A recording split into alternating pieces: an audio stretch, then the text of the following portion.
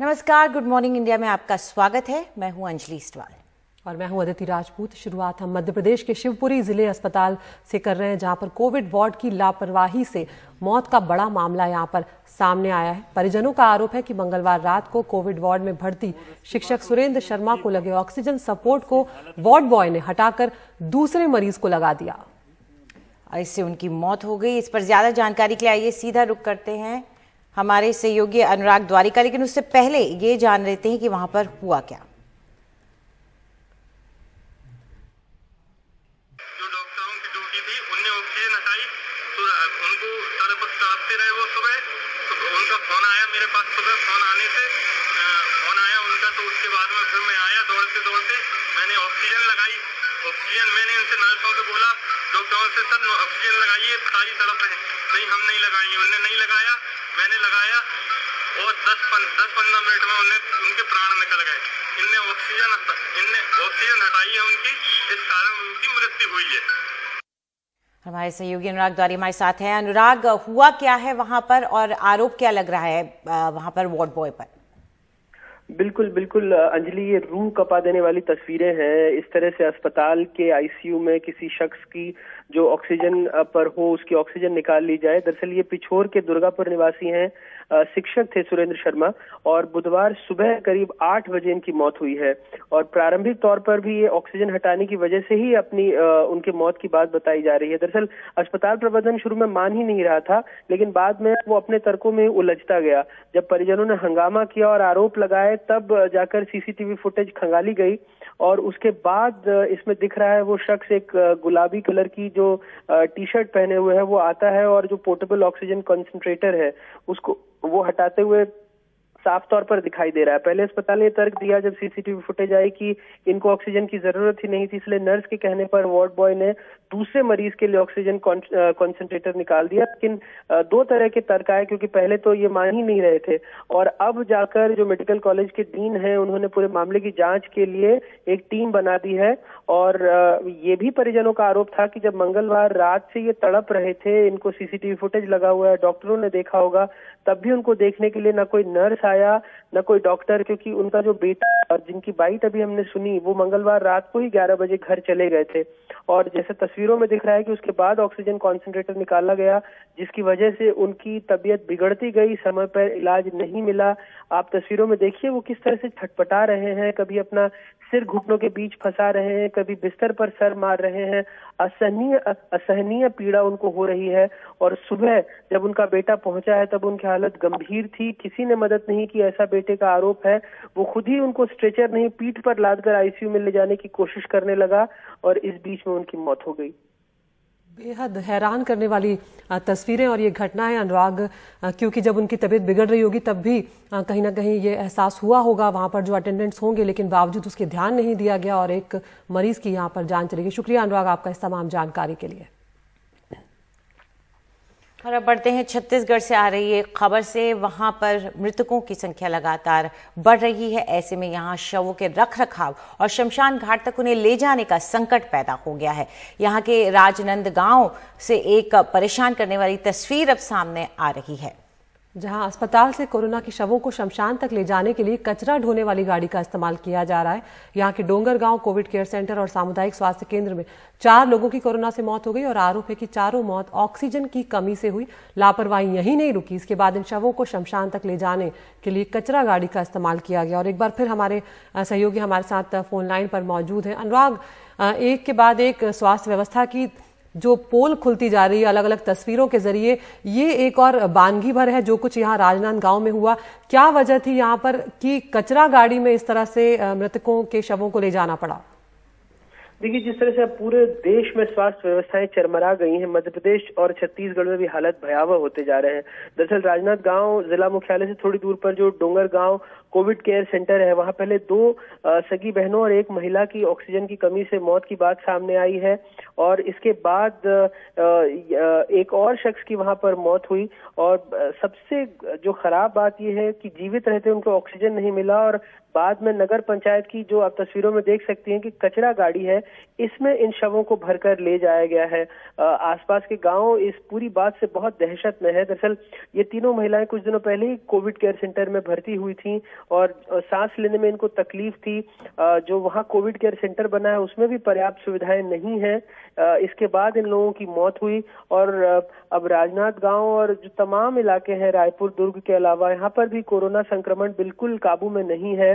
कुछ दिनों पहले यहाँ पर 1400 लोग पॉजिटिव मिले थे। तो एक के बाद एक ऑक्सीजन की खपत हो रही है, ऑक्सीजन की कमी हो रही है, जिसकी वजह से संक्रमण से लोगों की मौत हो रही है।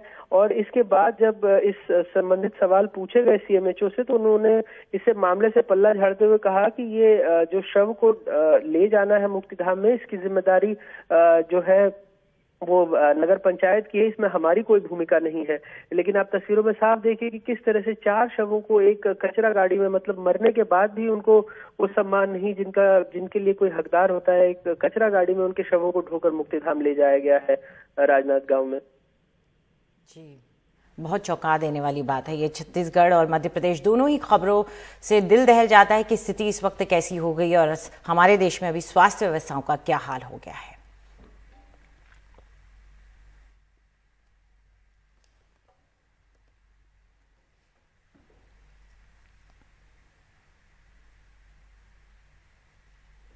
और छत्तीसगढ़ की राजधानी रायपुर से भी कुछ ऐसी ही तस्वीरें सामने आई हैं। शव वाहनों की कमी देखी जा रही है, लगातार वहां पर दिक्कतें आ रही हैं और अब प्रशासन ने अंतिम यात्रा के लिए ट्रकों की व्यवस्था की है ताकि 7 से 8 शवों को एक साथ ले जाया जा सके। हमारे सहयोगी सोमेश पटेल वहां का हाल बता रहे हैं। हम इस वक्त मौजूद हैं रायपुर के सबसे बड़े भीमराव अंबेडकर सरकारी अस्पताल में, जहां पर जो कोविड से जिन लोगों की मौत हुई है उनके शवों को ट्रक पे ले जाया जा रहा है। एक बार फिर से तस्वीर देखिए कि इस ट्रक पे शवों को ले जाया जा रहा है और यहाँ पर कुछ लोग भी हैं, उनसे बातचीत भी करने का प्रयास करेंगे कि क्या स्थिति है और इन शवों को ट्रक पर ले जाया जा रहा है। इस ट्रक के अंदर जिन लोगों की मौत हुई है कोविड से, उन शवों को ट्रक के माध्यम से अंतिम संस्कार के लिए ले जाया जा रहा है। आलम यह है कि सरकार इन्हें एम्बुलेंस भी नहीं मुहैया करा पा रही है। लगातार कोरोना वायरस से लोगों की मौत हो रही है और दिक्कत यहाँ पर हो रही है कि एम्बुलेंस भी नहीं है। क्या नाम है सर आपका? मेरा नाम योगेश यादव है। सर यहाँ पर कितनी की संख्या में बॉडियों को ट्रक पे रखा जा रहा है? नहीं, गाड़ी कमी होने के कारण सभी को एक ही जगह जाना, इसलिए रखा जा रहा है। किस चीज में लोड किया गया है बॉडियों को? तो देख रहे हो ना भैया। किस चीज में है? कितनी की बॉडी होगी? अंदर कितने की संख्या में बॉडी होगी? 7-8 बॉडी है। 7-8 बॉडी। छत्तीसगढ़ में लगातार कोरोना वायरस के मामले आ रहे हैं और लगातार कोविड की वजह से मौत हो रही है और किस तरह से यहाँ पर शवों को ले जाया जा रहा है, हम बात भी करने का लगातार। देखिए, ये हम रायपुर के सबसे बड़े अस्पताल में हैं, जहाँ पर जो कोरोना वायरस है जिनकी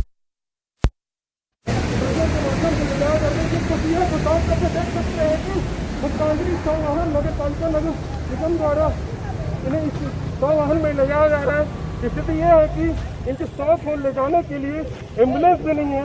रायपुर से सोमेश पटेल, एनडीटीवी इंडिया के लिए।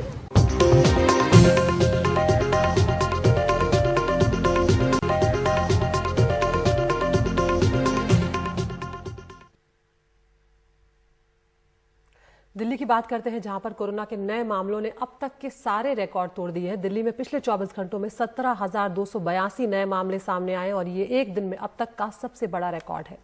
यहाँ पिछले 24 घंटे में 104 मरीजों की मौत भी हुई है। पिछले साल 30 नवंबर के बाद दिल्ली में मौत का ये सबसे बड़ा आंकड़ा है। 30 नवंबर को 108 मरीजों की मौत हुई थी। वहीं दिल्ली में पहली बार कोरोना के एक्टिव मरीजों की संख्या 50,000 के पार हो गई है और संक्रमण दर 16% के करीब पहुंच गई है। दिल्ली में लगातार बढ़ते मामलों के बाद आज मुख्यमंत्री अरविंद केजरीवाल की उपराज्यपाल अनिल बैजल के साथ सुबह 11 बजे बैठक होनी है। इसके बाद दोपहर 12 बजे मुख्यमंत्री की बड़े अधिकारियों के साथ भी अहम बैठक होने वाली है। सूत्रों के हवाले से ये कहा जा रहा है कि हो सकता है कि दिल्ली में वीकेंड कर्फ्यू लगाया जाए।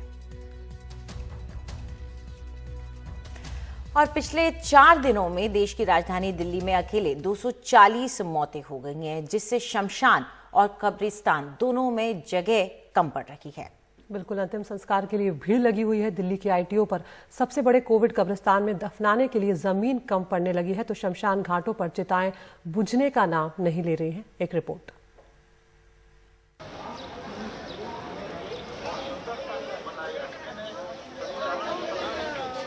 ये दिल्ली के निगमबोध घाट की तस्वीरें हैं। 4 चिताएं जल रही हैं, 5वीं इंतजार में है। कोरोना से मारे गए लोगों के शव लिए कई शव वाहिकाएं कतार में हैं। 27 साल के गौतम के दादा की कल रात कोरोना से मौत हो गई। वो सुबह 8:30 बजे से उनके अंतिम संस्कार के लिए यहाँ पहुंचे हैं, लेकिन 5 घंटों के बाद भी अंतिम संस्कार नहीं हो सका है। 2 घंटे में तो रिसिप्ट मिली है लकड़ी के लिए और अभी लकड़ियां लेके जा रहे हैं। ये तस्वीरें दिल्ली के आईटीओ के पास बने सबसे बड़े कोविड कब्रिस्तान की हैं, जहां जेसीबी से एक के बाद एक कब्रें खोदी जा रही हैं। कब्रिस्तान के रखरखाव के जिम्मेदार शमीम बताते हैं कि हालात पिछली बार से बहुत बुरे हैं। अब कब्रिस्तान में सिर्फ 90 से 100 कब्रों की जगह है और इसी रफ्तार से शव आते रहे तो 10 दिन से कम वक्त में ये कब्रिस्तान भर जाएगा। अगर आप कह रहे लगभग 100 की जगह बची है तो अगले 10 दिन में ये पूरा भर जाएगा कब्रिस्तान। जो कोविड ब्लॉक है वो तकरीबन भर ही जाएगा।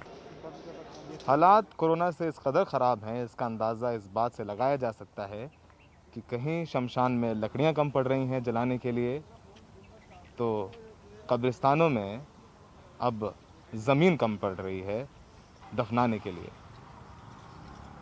सहयोगी संजय कौशिक के साथ नई दिल्ली में सौरभ शुक्ला, एनडीटीवी इंडिया।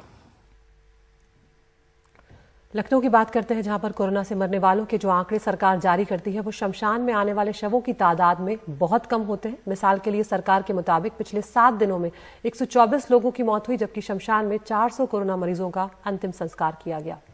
यानी कि सरकारी आंकड़ों में एक हफ्ते में 276 मौत दर्ज नहीं है। लोगों को लगता है कि कहीं ना कहीं ये आंकड़े छिपाए जा रहे हैं। लखनऊ में गोमती नदी के किनारे आसमान में सूरज डूबने को है और ज़मीन पे उनकी चिताओं की कतार है, जिनकी ज़िंदगी का सूरज कोरोना की वजह से वक्त से पहले ही डूब गया। यहाँ इनकी तादाद लगातार बढ़ती जा रही है, लेकिन सरकार के जारी आंकड़ों में मौतें काफ़ी कम हैं, जबकि शमशान के आंकड़ों में काफ़ी ज़्यादा। मिसाल के लिए 7 अप्रैल से 13 अप्रैल तक 7 दिनों में सरकारी प्रेस नोट में 124 लोग मरे, जबकि शमशान पे कोविड के 400 शव जले।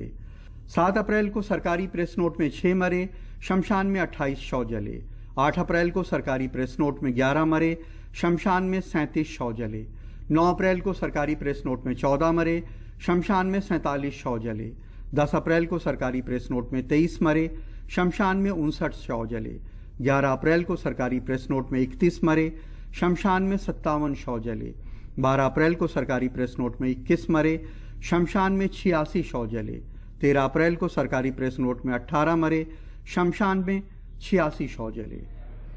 सवाल ये है कि जो शमशान में कोविड प्रोटोकॉल के साथ जो 276 शव ज़्यादा पहुँचे वे किसके हैं? मौतों का रिकॉर्ड रखने वाले नगर निगम के लोग कहते हैं कि वो तो वही आंकड़े जानते हैं जो वे खुद दर्ज करते हैं। जो शमशान पे बॉडीज़ जो हैं वो ज़्यादा आ रही हैं और जो मरने वालों का डेटा रोज़ रिलीज़ होता है लखनऊ का वो कम होता है। तो इनमें और कौन सी बॉडीज़ होती हैं जो संख्या यहाँ पे ज़्यादा होती कोविड से मरने वालों की? मेरी जानकारी में नहीं है। मेरे पास तो जो यहाँ पर कोविड से जो आते हैं बॉडीज़ उनको मैं करता हूँ, बाकी मेरी जानकारी नहीं। लखनऊ के भैंसाकुंड में इलेक्ट्रिक क्रेमेटोरियम में आम दिनों में 3-4 शव आते थे। कोरोना फैलने पे इसे सिर्फ कोरोना के शवों के लिए रिजर्व किया गया, तो यहाँ रोज़ 50-60 शव आने लगे। भीड़ हुई तो लोगों को अंतिम संस्कार के टोकन बंटने लगे। जब और शव आने लगे तो शमशान घाटों पे नदी किनारे भी अंतिम संस्कार का इंतज़ाम करना पड़ा। सरकार कहती है कि शमशान में दूसरे ज़िलों के मरने वालों के भी शव आते हैं और घर पे मरने वालों के भी, जिनका रिकॉर्ड सरकार के पास नहीं होता है, इसलिए वहाँ के आंकड़े बड़े हैं। हाँ, जो सरकार ने सूची प्रकाशित की है वो वही लोग हैं जो हॉस्पिटल में एडमिट थे या सीएमओ के वहाँ पे जो रजिस्टर कराए गए थे, उनकी सूची हमने प्रस्तुत की। शमशान घाट पे तमाम ऐसे लोग भी पहुँचते हैं जो दूसरे जिलों से आए हैं, दूसरे प्रदेशों से आए होते हैं और दुर्भाग्यपूर्ण परिस्थितियों में उनकी मृत्यु हो जाती है। वो सीधे शमशान घाट में उनका क्रीमेशन हो जाता है। हो सकता है कि इनमें से कुछ लोग अस्पताल में मरे हों, कुछ लोग ऐसे हों जो कोविड से घर में मर गए और अंतिम संस्कार के लिए यहाँ आए, कुछ ऐसे भी हो सकते हैं जो दूसरे ज़िलों से यहाँ पे आए हों। लेकिन शमशान से मिलने वाला मौतों का आंकड़ा ये तो सही है, क्योंकि यह सरकार के ही किसी विभाग का दिया हुआ है। लखनऊ में कैमरामैन राजेश गुप्ता के साथ कमाल खान, NDTV इंडिया।